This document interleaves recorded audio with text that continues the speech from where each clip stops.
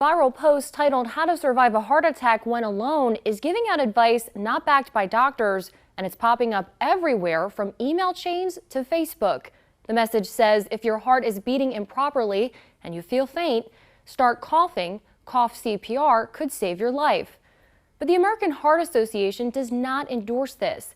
They say cough CPR is not useful for unresponsive victims and should not be taught to lay rescuers.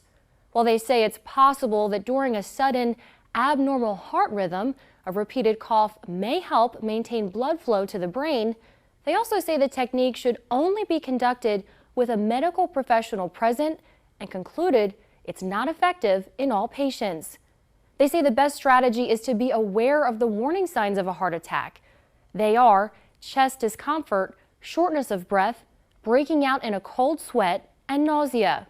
If you have any of these symptoms, dial 911 immediately and seek medical treatment.